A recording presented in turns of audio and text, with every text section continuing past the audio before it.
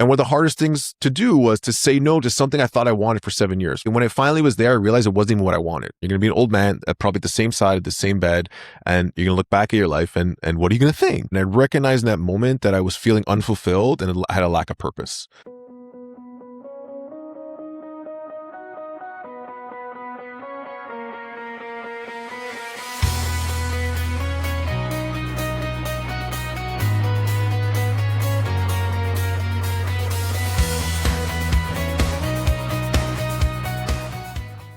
Welcome back to the En Route to Discovery podcast. Have you ever worked incredibly hard towards something, maybe a promotion, a business relationship, a goal, something that you've been striving for, only to get there and realize the feeling that you had wasn't exactly what you imagined?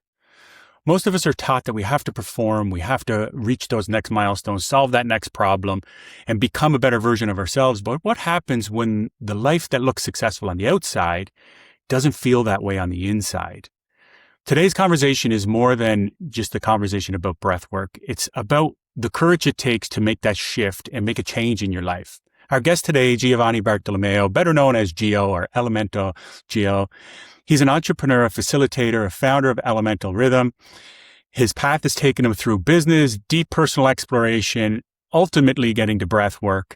But the bigger story is what he discovered in that achievement agency and the change that actually lasted. So, Gio, welcome to the pod. Yeah, thanks. Thanks for having me. Excited to be here today. Fantastic. As we do, I'm going to throw this right over to my wonderful co-host and daughter, Mia, to start us off with some questions. Mia, you have some questions for Gio? Hey, Gio. Thank you for being here. I'm just going to jump into my first question. Before the businesses, breathwork, and everything people know you for now, what kind of kid were you? Oh, what kind of kid was I? I was an inquisitive kid. I used to love to play outside and exploring the woods and go biking with my friends. And it was probably a time that most kids these days will have no idea what it was like. 'Cause there was no cell phones. There was no internet. There was, if we were lucky, we got like a very basic Atari or Nintendo video game system, which, I'm sure we played more than we probably should have. Nowhere close to, I think, the screen time that kids have these days. But always interested in exploring. So just days out, till the sun would come down in the summertime.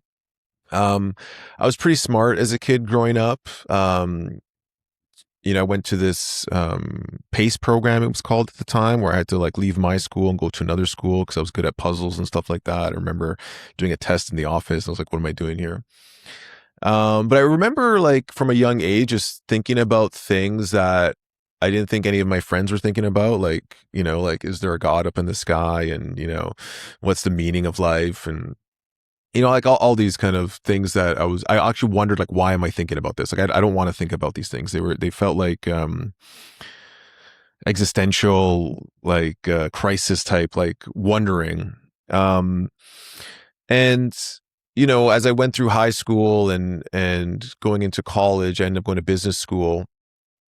I grew up in just north of Toronto, descendants of immigrants. And there was this implied understanding that if you wanted to be happy, you had to be successful, you had to make money. So get a good job, work really hard, save up, work for 30, 40 years, retire, and, pay off your mortgage, all those kind of things. Mio, I'm going to jump in here. I know that your next question was about that. So why don't you carry on a little bit more about that? Just keep going into the rest of where it led Yeah, me. Mia was wondering too, back when you were younger, what did success look like? We were told to be successful, but what did it look like when you were young? So I only realize this now, but as I was deemed to be smart or deemed to be good in school, it's this expectation that, I had to maintain this super high standard for my parents, because they were proud of me and they wanted me, to do really well in school. So I had a lot of pressure. So one was academics was success, if I had to get the honor roll and all those kind of things. But two was sports. My dad was into soccer and, all this pressure to compete athletically. And, and I remember how much I hated losing and how competitive I'd become. But all of it was actually, what I understand now, was just trying to prove that I was enough, to get approval. You know what I mean? It was, I don't think there's this inherent competitiveness, but it was like, oh, am I good enough? Is that like, am I going to be accepted? And those are ways that I got accepted. If I was smart, did well, I could help people on their homework. I could, be that person that people would go to. If I was good in sports, people would want me on their team. Or if I scored a goal, it was like I had that praise.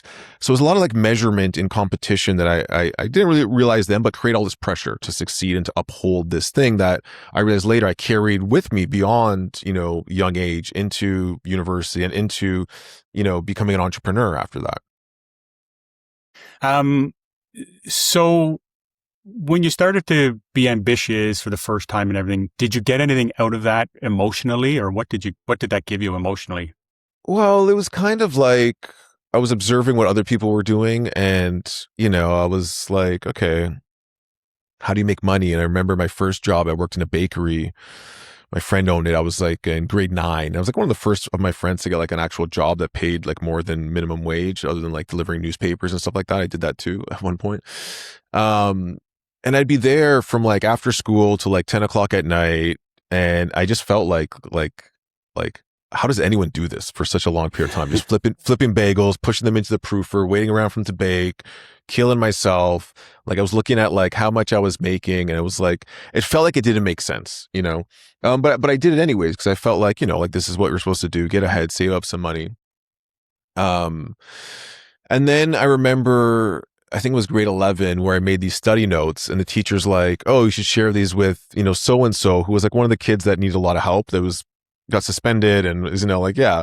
And other people started asking. So I'm like, yeah, give me $5 and I'll make you a copy. And so like I started selling my study notes for the exam. I was like, oh, that was a pretty easy way to make like $50, way easier than spending 5 hours flipping bagels, and then it kind of sparked this, okay, like what else can I sell? Like what can I do, to make money? And so just like all of these, different ventures started popping up. I started like a clothing line in university where we kind of printed t-shirts and sold those because I saw someone else doing it. I was like, oh, like they have some success. I could do that too. That doesn't seem so hard. So it was kind of like, not am I passionate about anything? Is like, can I make money doing this? Is there like a way to kind of buy and sell something, or, do something that wasn't about the hours? It was more like entrepreneurial ventures. And although I didn't make a lot of money on any of those things, but it was a great learning experience, and really like taught me a lot about myself and about being resilient and about, just like selling and rejection and all of those kind of things. At one point I was doing door-to-door sales too. I started seeing like sales is the way to go, because it depended on performance, not about how many hours you put in. So I was really like thinking like, okay, like how can I use my skill set to make more money than just putting in hours? I remember I also worked at a grocery store, No Frills, and I was working my butt off and like trying to like be like the star employee again, like getting the approval, getting the recognition. And then I asked about like how do raises work, and they're like, oh, it's just like once you put in like 300 hours, you get a 10 cents raise, and then you put another 300 hours in, you get like, and I'm like, so it has nothing to do with how hard I work or how I perform. I'm like, no, like we don't do it based on that, seniority and hours put in. So the rest of the time I was like, okay, like, and now I saw why the other guys were doing the bare minimum, like sleeping in the back. And it just was very demotivating for me to think of like how that could kind of unfold, and imagine like thinking like, okay, like 20, 30 years is just how much time you put in. So already I was starting to think of like, okay, like working, putting in hours versus like, is there other ways to do things that are more rewarding based on the output that I can create? Got it. I can relate to a lot of those entrepreneurial stories, but in those days, were you looking for success? Like what did success, like were you trying to prove anything kind of success? And if so, was it to whom? Like you mentioned your parents and stuff. And I know that especially for like the audience with Mia, the young people, we often do what our parents tell us to do, and we kind of follow this line. Did you have that feeling that you were doing it to kind of... At that time, I thought it was more like pure approval. And like, it's a cool thing to do, and it's different, and no one else is doing it. Like my parents were very supportive, but they weren't entrepreneurs. Like my dad was an accountant. He actually wanted me to be a chartered accountant because it was what he didn't do. And he saw the chartered accountants did better than the regular accountants. So he's like, this is what you have to do. And, like even then I was seeing like, wow, like, if you're smart and passionate, there's like very few things that are recommended. At the time for me, it was like you become a doctor, you become a lawyer, maybe you become a chartered accountant. Other than that, like those were the pathways for the smartest kids. It was one of the three that you were kind of told to do in order to be successful. Yes. And so, Then- yeah, go ahead. I'm just going to say, where did that eventually lead you? Because I know you had a successful, career in business and stuff like that. So tell us a little bit about that. Yeah, so I went to business school. I went to a place called Schulich at York. It's like the local business school. And the first 2 years I was preparing to do my CA training to become a chartered accountant. And by third year, you get like the tax law book, Canadian tax law. It's it's like a brick, literally. I remember buying it and seeing the number $111. That's what it came out to. And for some reason, it just like flashed this repetitive number. I wasn't into numbers and signs, synchronicity, but I remember like etching in my brain. And as I'm walking back to the parking lot in the freezing cold in York University, every parking lot's like kilometers away from where actually everything happens. And I'm just like contemplating, like, is this going to be my life? Feeling the weight of this book on my shoulders, literally. And I'm just like, no, I don't. I decided in that moment, like, I'm not going to be an accountant. And I knew that like every day you wait to return your textbook, you get less money back. So I'm like, if I return it now in 24 hours, I get a full refund. So I turned around, returned it, switched all my courses to marketing, entrepreneur and stuff like that. And basically was just trying to make money. So I started all different kinds of businesses. I got into construction business. I got into food business. I got into, I sold insurance at one time. Like it was a journey of just trying to find things that I could make money, looking at other people, thinking like, can I do this? Always love the challenge. Made some money, lost some money, opened a tattoo shop downtown, like right on Yonge and Gerrard at one point. And there came a point where one of the business was doing well. I was doing sales brokerage. So one of the companies I worked for, my dad was the accountant, like while I was just finishing college, he got me to do some cost accounting where I was like just looking at the numbers and helping them to be efficient and like how many cakes were made per hour and if it was labor efficient. And I was good at numbers, but it was boring as heck. And I remember seeing the sales guys' checks because my dad would print the checks and I was like, oh, what do these guys do? Oh, those are the sales guys. And I would always see the sales guys, they were just having coffee, laughing. Like it seemed like they weren't working definitely as hard as the people in production. And I'm like, okay, like I want to get into sales. Let me try this. And they weren't doing any sales in the US. So I proposed to them, like, let me try to open the US business. And they said, sure, they had nothing to lose. And within a year, I opened like a bunch of pretty substantial accounts. And that kind of like led me into the food business. So, I was selling, to major chain stores, frozen dessert items, going to trade shows, knocking on doors. And it was a lot of fun for a while. And, I had this big, board in my office and I had this number like $40 million in sales. Like that was my target. Wasn't anywhere close to that, but I just put a big number up there just to kind of like keep my sights set on it.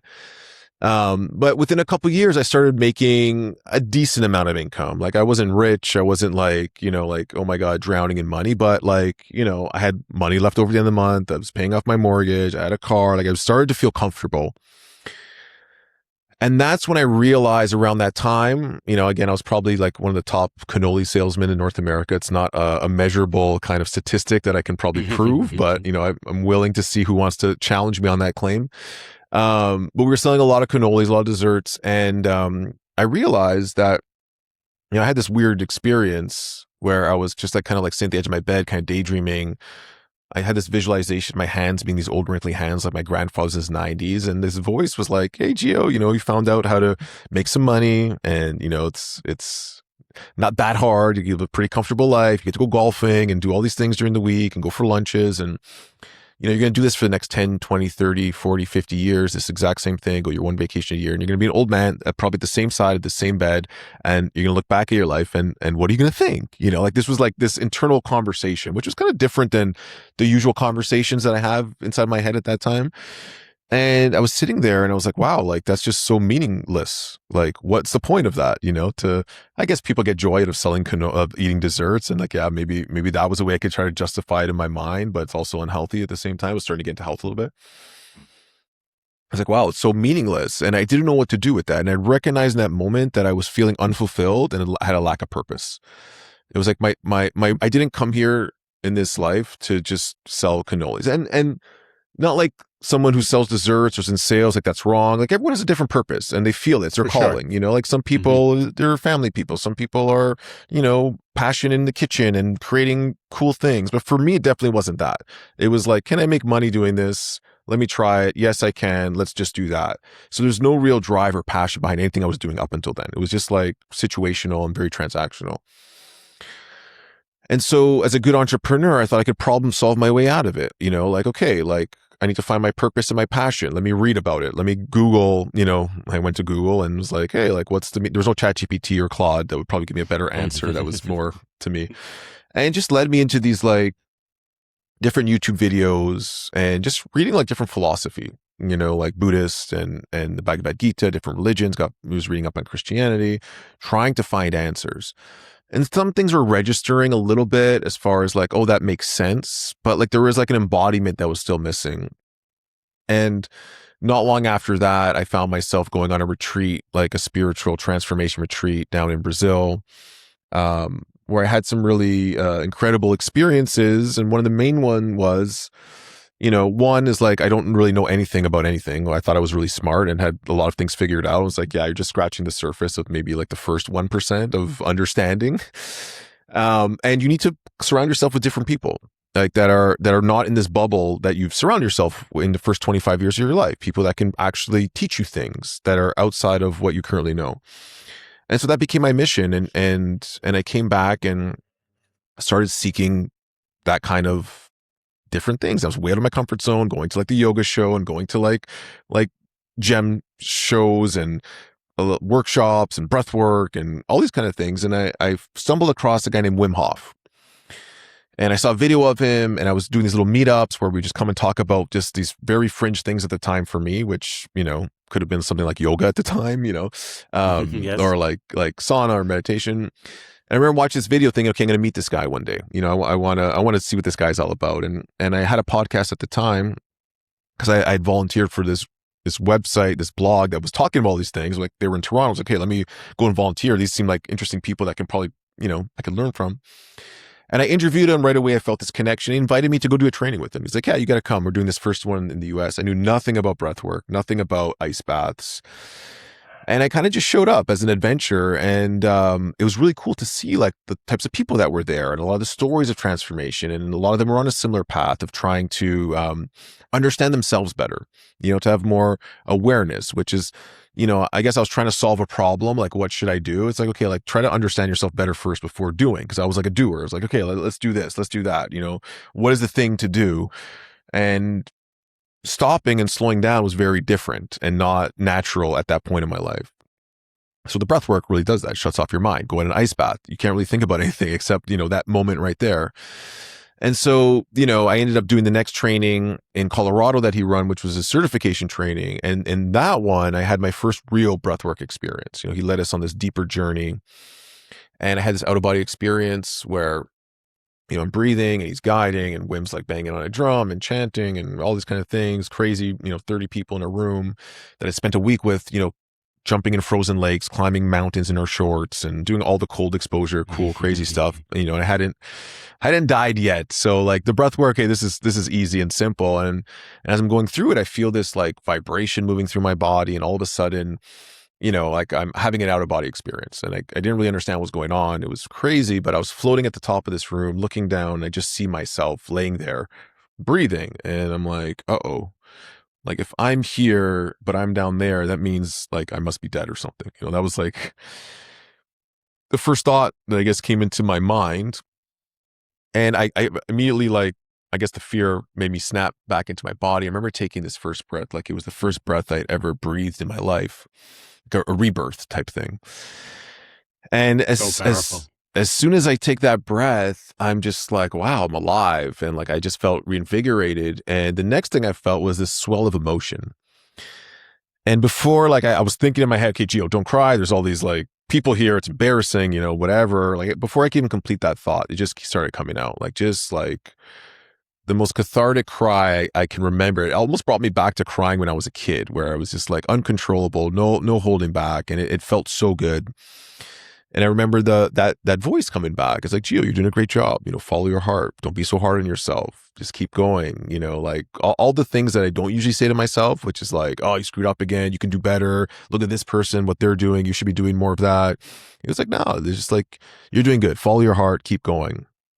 And I left that experience feeling like literally like emotionally at least 10 or 15 pounds lighter. Like I just felt light, like I'd released something I was carrying, and it was a lot of pressure that I was carrying on myself to be something. I didn't even know what I was trying to be, like because I was trying to be what I thought other people wanted me to be, what my parents, what my friends, what would other people approve of, right? But I never really sought to think of like, okay, like what do I want? How do I want to feel? Who do I want to be? Like take all these other people, and sometimes I couldn't even recognize who they were. It was just like others, like, is there a specific person I'm trying to prove myself to? Or, like it was just like a really interesting period of contemplation and reflection. And it's been a journey ever since. Like it wasn't that day, like all of a sudden, like, yeah, I got nothing to prove anymore. It was starting to recognize the sides of me that was not me. It was who I learned to become because my nervous system at some point realized that, oh, rejection and failure is uncomfortable. So like now you got to perform in order to avoid that or to prove that it's not you. And, like a lot of people, it shows up different ways, like the perfectionist or the people pleaser or the lone wolf or, the rescuer, like, or the machine, like there's so many archetypes that we start taking on that is not really us, but we identify like, oh, I'm just like that. Yes. That's how I am. Let's take a step back there because I want to just listen. Sorry, I'll ramble on forever. Yeah, I know. Interject. I want to listen to you peel back the layers. But like for people at home listening, like someone's listening, they may never have built a company, they might not have had that success, but they're going through the same similar thing, like promotions or grades or relationships or approval. Do you find it's the same pattern that you see because you've dealt with so many people now? In yours, there was like, your family and where you grew up and how you grew up was your experience, but kind of combine that with just the general people that might be listening. So I would say like, it's not the same pattern, but the process is like similar. It's the feelings that are showing you like what's actually going on under the surface that it's like, okay, like this triggers me or this feels good or I'm attracted to this same experience all the time. Someone can have a belief of like, I'm not good enough. Someone could be rejected. Someone could be, and sometimes you have multiple of them. Someone could be, I'm unseen or unheard, or I am unsafe, or I'm abandoned. Like we all these different experiences from the age of 0 to 8 that start creating this like, lens through which we see the world, and everything starts getting seen through that set of glasses, and then like when you're at the optometrist, you put a few different lenses on, it changes a different view. Like that's what we start building, and so it's different for everyone, right? And everyone's like on their own path. But like, when things don't feel good, like you have a gut instinct sometimes, or when things feel like it's like really, there's a lot of friction or stress, or you see a pattern showing up the same time, the same relationship, the same job, the same fears, right? And every experience in life, whether it's your job, your relationships, your finances, your physical health, it's all trying to show you something. And there's always a silver lining in it for you on your path of self-awareness, discovery, expansion. And it shows up in different ways. But when you start recognizing like, okay, like actually, this is actually happening for me, like this curveball life threw at me. Okay, it sucks. And I want everything like in my power. If I had a time machine, I'd go back to before this happened. But what those curveballs are actually trying to do is like show you something about yourself so you can grow and learn and expand or maybe change directions in life. And I had so many experiences, especially in business, where things weren't going good or something would come up or something would happen. And I'm just like, oh man, like just feel like I want to run away. And it was really just trying to show me something that's within me that I need to face. And most people think like, for their business, it's like, oh, I need a better, marketing plan. I need like a ChatGPT hook that's going to like 10x my ads and blah, blah, blah. Yeah, some of those things can work, but it's something within each person has to change. Their beliefs and their fears and the energy within them that's going to actually change your business. It's not, having the best marketing team in the world. Like, yeah, those are good sometimes, but there's actually something within. And that's what I've noticed with me is like when something would hit a wall, a relationship, a project, a business, like I'm trying to figure out the thing. I was like, okay, what is this trying to show me about myself? Where's their fear about like that next level that I'm not ready, where my nervous system can't hold the capacity to it? So I'm self-sabotaging, or I'm avoiding, or, I'm making like not the right decision. And so that's been like the process, because I've learned, because every perceived bad thing that happened in the past, when I look back, it's like, oh, that needed to happen so that this could happen. I had to fail there so that this next thing went in a different direction, or I had to stop doing that. It was meant to be, so now when a challenge comes, like, okay, like something's moving in my life right now. I need to change. I can't keep doing the same thing, because I can't remember who said it, but something along the lines of like insanity is doing the same thing over and over and expecting the same result, right? And I did that a lot. I'm a Taurus. But it's okay, it's trying to show me something, and it's not just the same thing. It's like, what's this internal process that needs to change? And that's what I've really learned, is like, okay, like there's something within that needs to shift, to open up. And, like for me, one thing I realized in the last year, like there was still this like performative aspect of me that was still seeking approval, but I couldn't see it. It was in my shadow. And what I realized was like, if I was working for someone else, if it was a project that's something I didn't create, like a business partner or something, it was so easy to find success. It was so easy to, get cannoli sales, because it wasn't a reflection of me. It was like someone else's thing.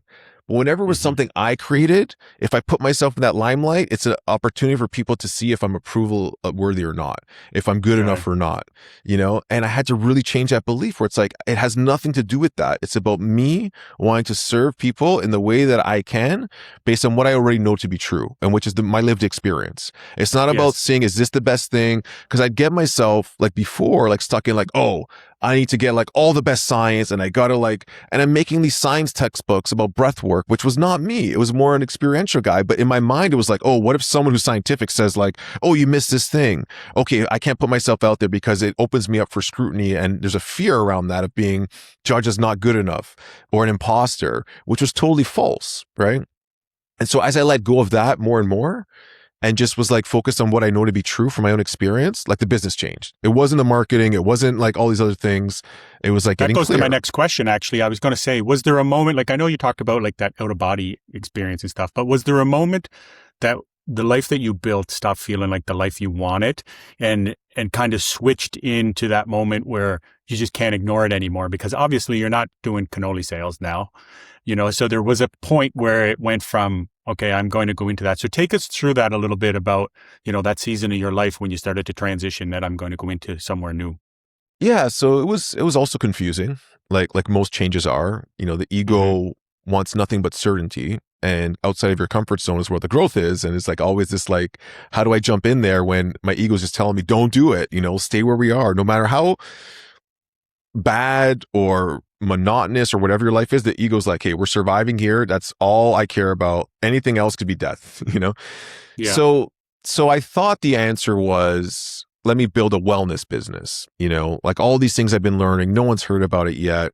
Like it's worked so well for me. I had no idea what I was doing like I guess it's called IRL business in real life. So like, creating a studio that people would actually come into. So I put like float tanks and cryo chamber and saunas and a meditation breathwork place. And I spent all this money, took a loan on my mortgage on my house to do it, and opened the door, and no one showed up day one. Like one person was at the door on the grand opening. And I'm just like, wow, like what did I do? I trapped myself, but I had to face my fear of failure and rejection. Like that was the process. And for the first year, we weren't making any money. And every night I was up at night, like I could feel it, like what was going on. And it came to the point where, like I was smoking cigarettes, I was drinking wine, like because the construction guys would smoke all the time. And I felt stressed. I remember in college when I was really stressed, I'd do that.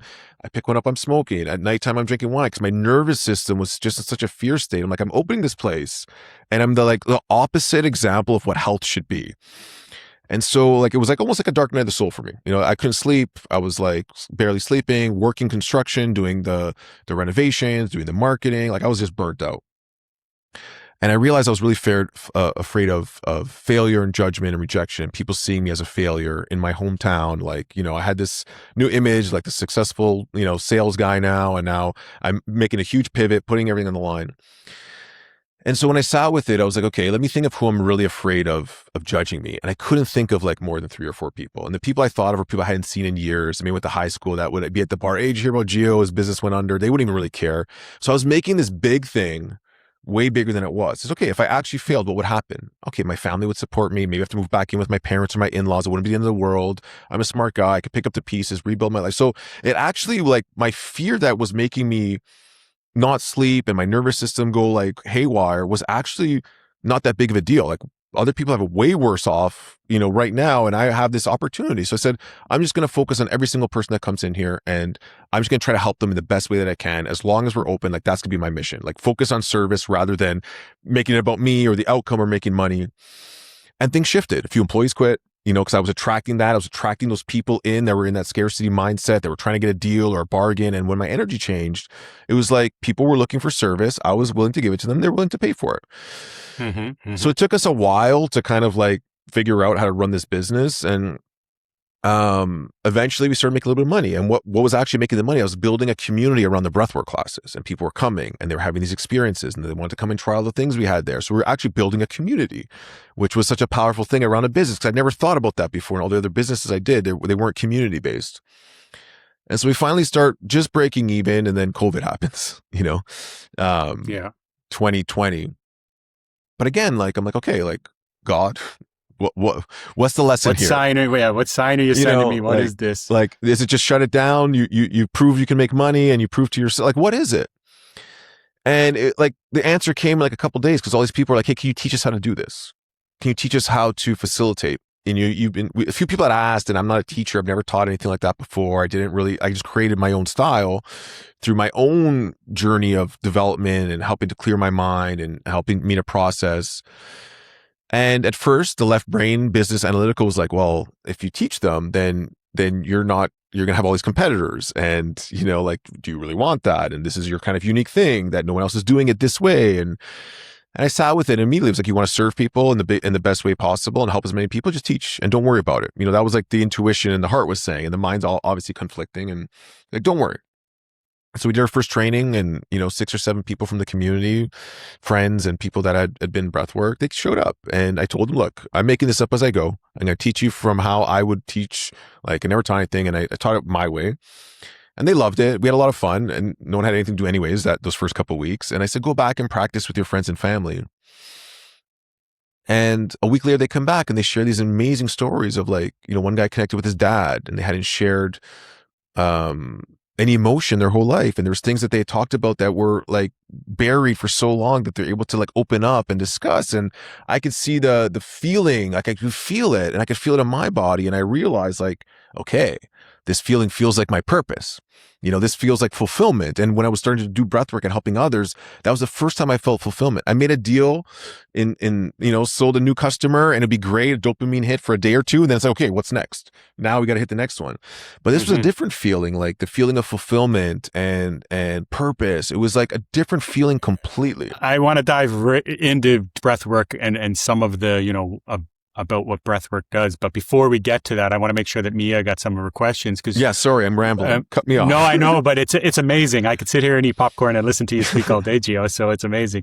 But Mia, when you're thinking about the turning point in Gio and the realization you had a question, and I think it's important because he was able, and he kind of just breezed over that, he made that shift.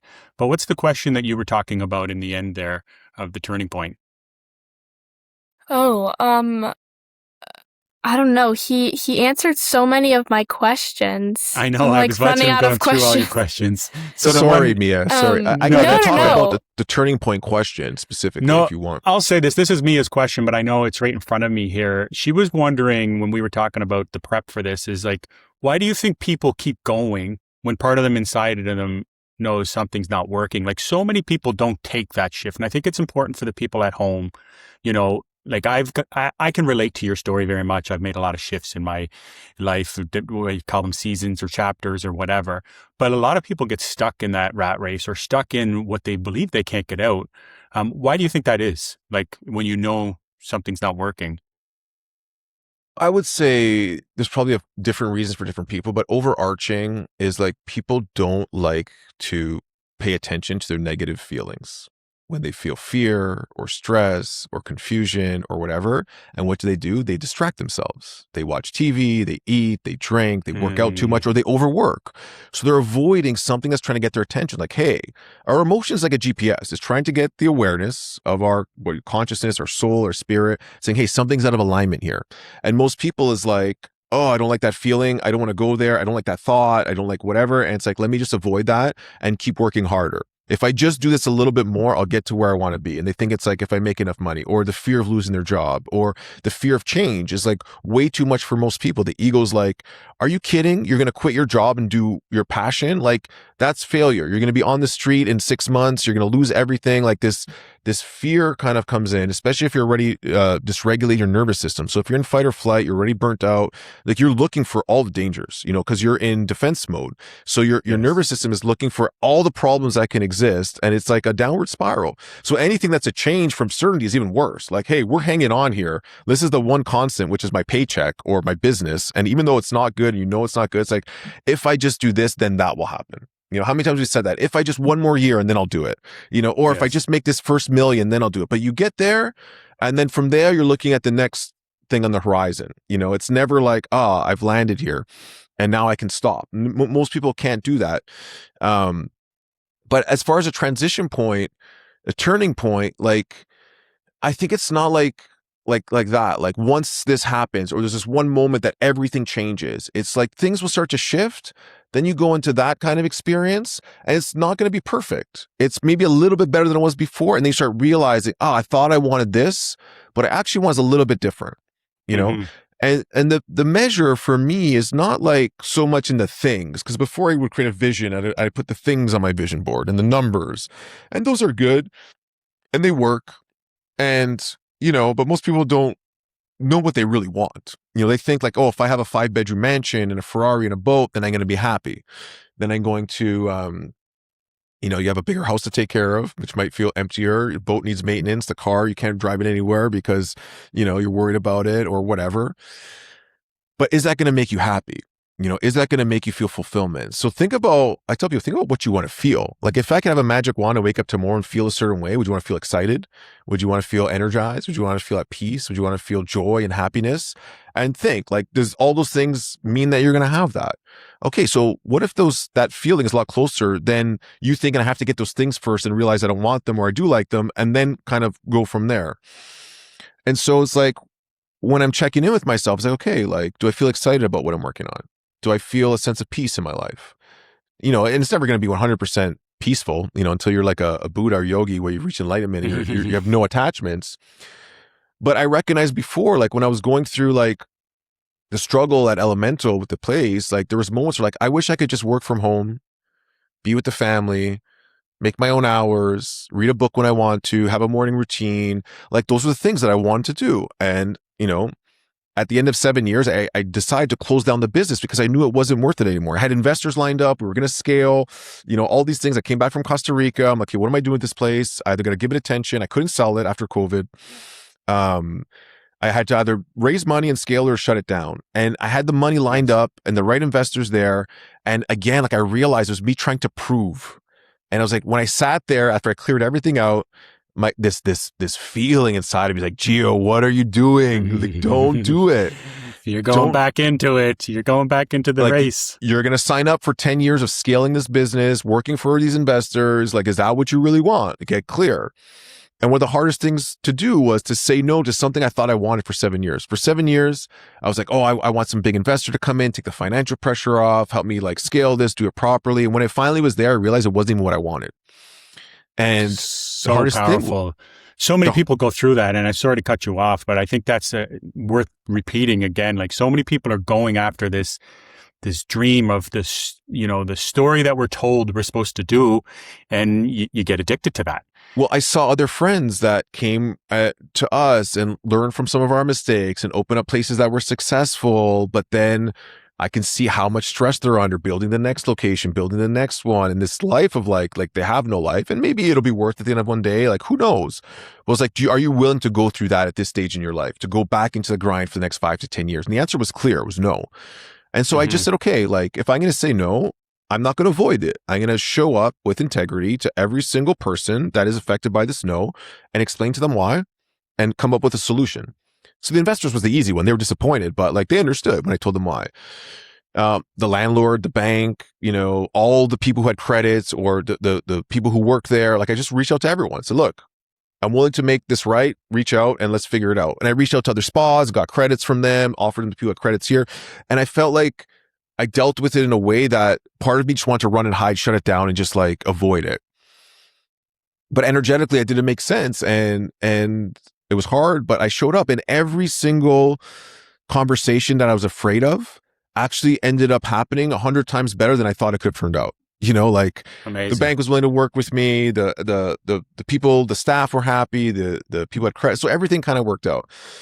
But I could have easily said yes. And right now it would have probably been like kicking myself and like, who knows where I'd be right now, So knowing that we have I can't talk all day because I would speak with you all day and kind of want to transition. Okay, let's go. Let's talk about what breathwork revealed for you. And Mia, I know that I had a bunch of questions here, but you can take any of those questions that I was going to ask as well, and maybe ask Gio something in the section of like the discovery of breathwork and what that did for him. Sure. Is that the question? I can go. No, so I think Mia's just looking over her question. She's like me right now. I can see a look in her face. She's just listening with amazement. I'm just going through my questions and seeing which ones you answered and which ones that I still have. I can go with one of my questions there in the discovery section because I think they apply for you and me when we were talking about them. Okay. You were more interested in the cold exposure than the breathing. What do you think breathwork was before that first extended session? So I'm going to elaborate a little bit to that. So you had this realization, you've had change, you were doing the business, the banks and everybody were on board, but now you have this new life of it's been revealed. Breathwork is changing your life. And so like, what did you try? You were doing, you said at your business, you had cold plunges and you had, the chambers and that. What were some of the things you tried? And then what was it that breath gave you? I think that's kind of what she's meaning there. It's that first extended session that you had like, oh, there's something here. There was just this aha moment, like when like this is something very different. Like it just touched me in a way that other things were interesting, like I tried plant medicine and I did like long-term fasting, and all of them were good at helping me to like have more insight and more awareness. But for me, something in the breath work, like it shut off my mind in a way that I understand now how it works. But then it was like, okay, like this busy talking, overthinking mind was kind of gone, and I was going deeper into myself, and breathwork shows to do that. Like it shuts off the prefrontal cortex, the analytical part of the brain where the ego resides, and like that was gone, and it went to this deeply introspective and contemplative space that was like, okay, like I started feeling things that were way under the surface that I didn't have access to before because my mind was always too busy. And don't get me wrong, like your mind is important. It's a superpower, but it can also be your worst enemy for most people, right? And it's a tool and it should be working for us, not against us, right? And it's just trying to do its job. It like got a program put in there and it's just trying to do that. So the breath work helped me to shut that off, and I would go in and these insights would come, this creativity would come, these ideas would come that were not from thinking. It was like I was connecting to something bigger than myself, it felt like, which is what they all talk about. When you shut off the mind, that's when you kind of have these more mystical experiences. But if you can't shut off your mind, like even yoga, the whole purpose of yoga and all the stretching and postures is so you can sit longer in lotus pose, so you can meditate for longer. It's preparing the body to go deeper into meditation.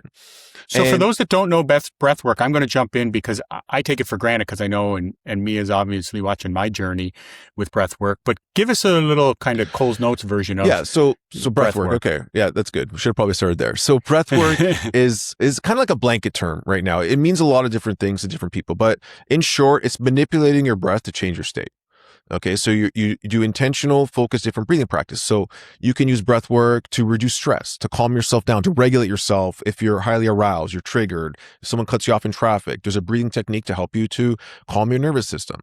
You can use breathing as a practice to recalibrate your nervous system, to build resilience. So you train yourself to be less reactive over time, right? So you don't need that breathing practice to bring you down where something happens and you're less reactive and responsive, right? So that's another form of breath work.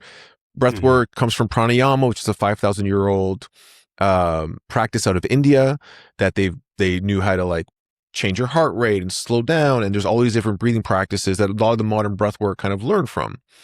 And then all the way on the other end of the spectrum, well, before the other end of the spectrum, there's like performance breathing for athletics, for performance, for doing better at sports, for having more efficiency, for sprinting faster. There's more endurance. And then there's like the therapeutic or transformational breath work, which is breathing, rhythmic cyclical breathing over an extended period of time, which can actually help you or cause you to have an altered state of reality. So it could be visions, it could be having an out-of-body experience, it could be memories coming up, it could be emotional release. It's a lot of people can compare it to like psychedelic experiences in some ways without having to take any psychedelics. And that was like what was very beneficial for me, right? The psychedelic, not the psychedelic, the deeper transformative breathing practices, which kind of evolved my practice, and that's how Elemental Rhythm was kind of born. Cause like, I was like, I want to understand this. Like the daily practice, the Wim Hof was cool, helped me to kind of change my state. But that was where I felt like I was getting the most benefit out of it. And again, like, a lot of people I find don't really, like we talked about earlier, think about what they actually want to create in their life. So there's no real like lighthouse that's guiding them. Mm-hmm. So like that was helping me to get really clear on like, what do I actually want with a sense of clarity? Like there wasn't all these things that I saw on social media, what people were telling me to do. It was like, what was actually important to me? What did I want to cultivate? But then sometimes in the way of getting there is all of your past beliefs and your experiences, which the breathwork can help you to kind of reprocess and to create a different story around and to see a different perspective. And so removing a lot of those blocks actually helped me to get clear on what I wanted in the future, which was kind of hidden in my past, right? And the breathwork was helping me to go there and to process that.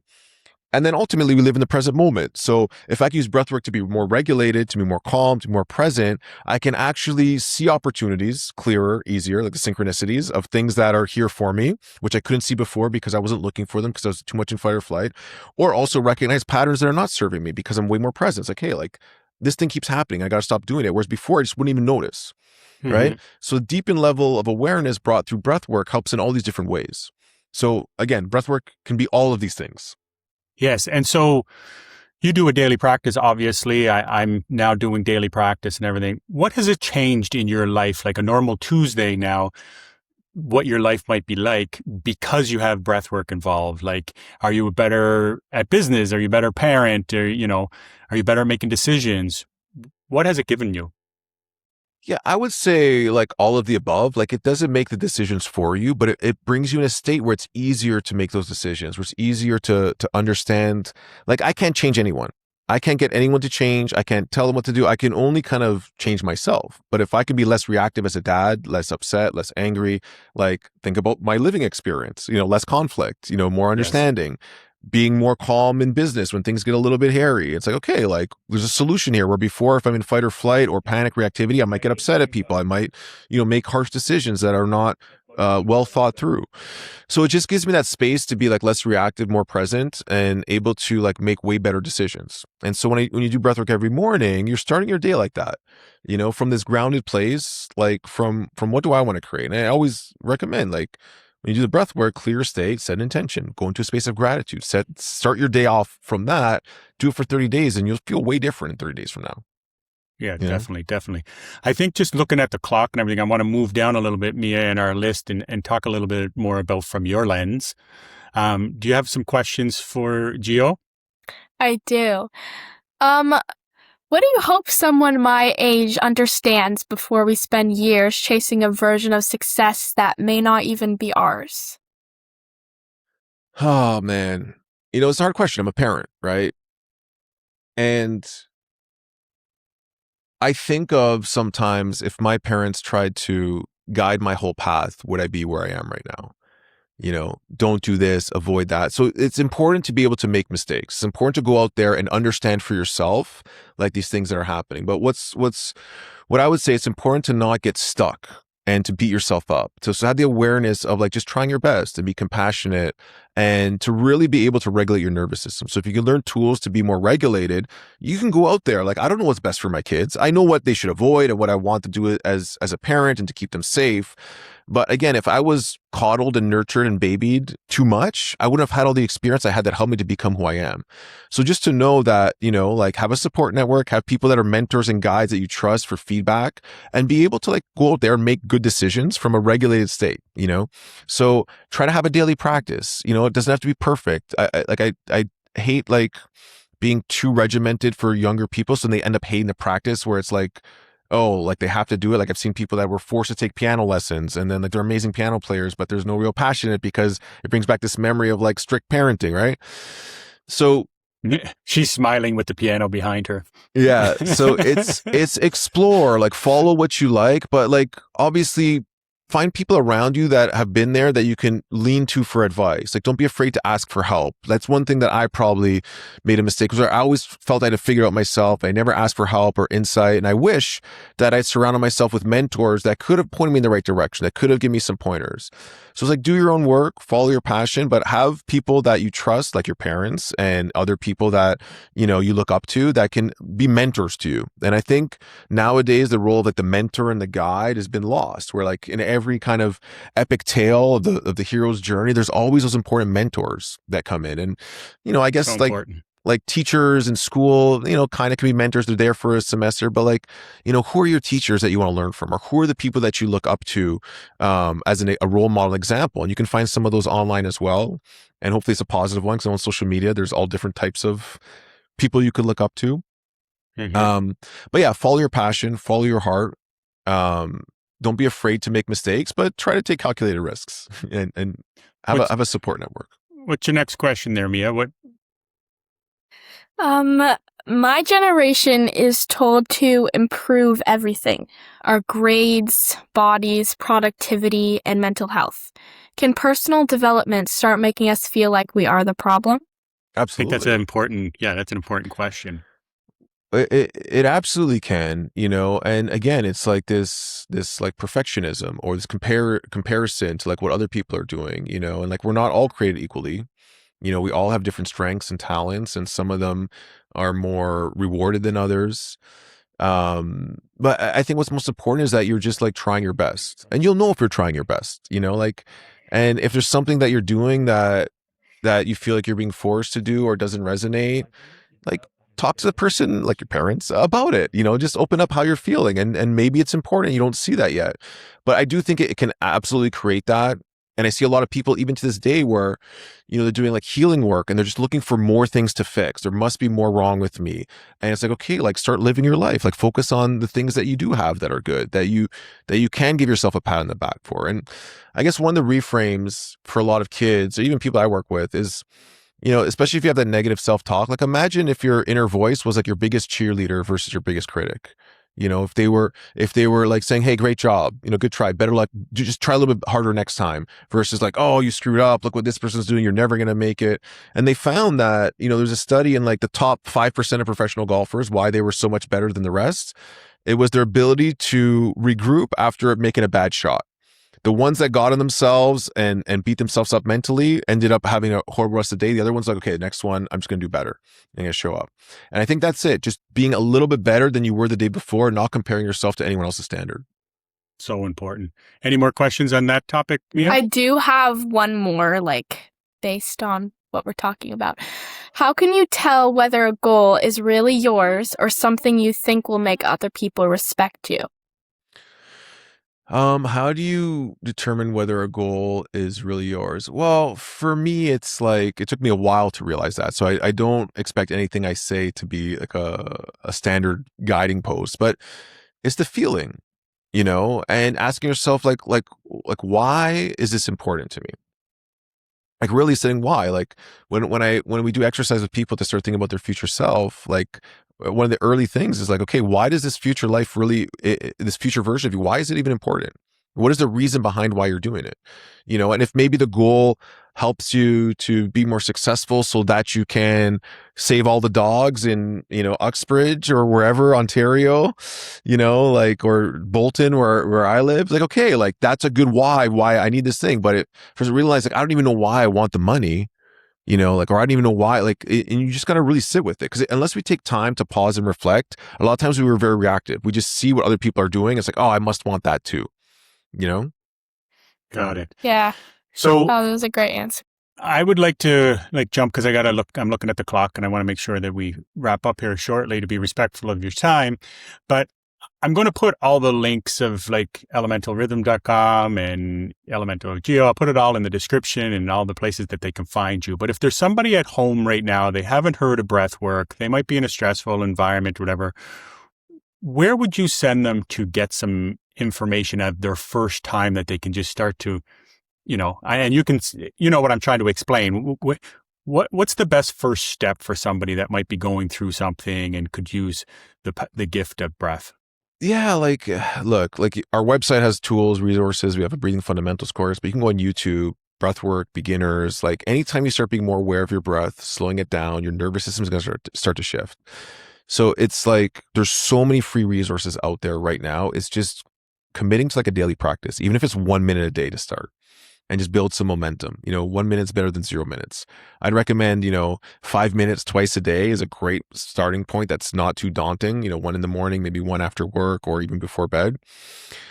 But just like make a commitment to yourself to just do that and just pay attention to how you're feeling. And it happens pretty quickly when you start improving the way you breathe and just having that time to just slow down even for 5 minutes twice a day, the effects that will start happening in your life. Okay. So again, our website, there's information there, but even on YouTube, breathwork for stress, breathwork for anxiety, breathwork basics, like there's so many, a ChatGPT or a Google search can really quickly get you to a lot of resources. And then just try it and find one that resonates with you, that, okay, I like this one. This felt good. I noticed something, and make that your practice. Fantastic. I think it's great advice. And I will say, full disclosure, I got fully entrenched into your practice, and I go on the website on a daily now. So I highly recommend anybody out there. There's some great resources, and your voice is great when you're doing the things. I have to work on my voice for the future if I'm going to be helping people with this gift. But we have one question. We have one question left each. And it's kind of not off topic, but it's, what's one discovery you wish you would have made 10 years sooner? I